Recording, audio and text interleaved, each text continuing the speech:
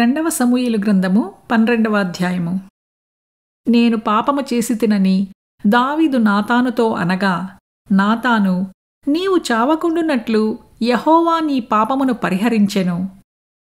అయితే ఈ కార్యము వలన యెహోవాను దూషించుటకు ఆయన శత్రువులకు నీవు గొప్ప హేతువు కలుగజేసితివి.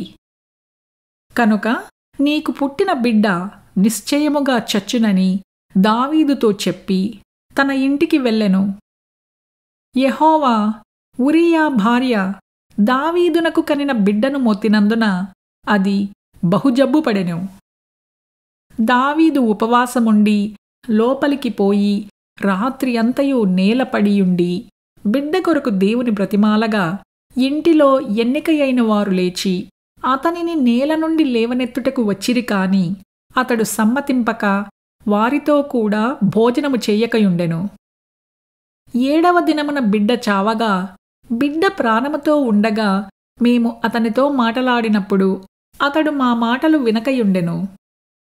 ఇప్పుడు బిడ్డ చనిపోయినని మనము అతనితో చెప్పిన ఎడల తనకు తాను హాని చేసుకున్నేమో అనుకొని దావీదు సేవకులు బిడ్డ చనిపోయినను సంగతి అతనితో చెప్పవెరిచిరి.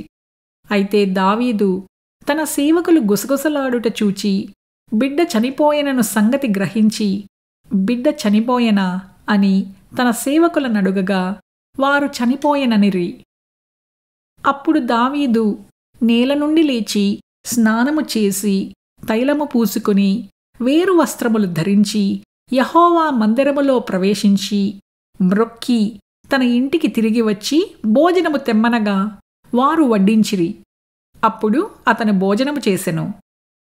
అతని సేవకులు, బిడ్డ జీవముతో ఉండగా ఉపవాసముండి దాని కొరకు ఏడ్చుచుంటివి కాని అది మరణమైనప్పుడు లేచి భోజనము చేసితివి.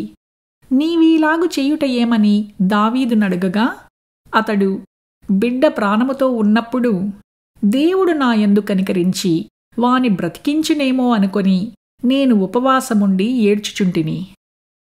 ఇప్పుడు చనిపోయెను కనుక నేనెందుకు ఉపవాసముండవలెను?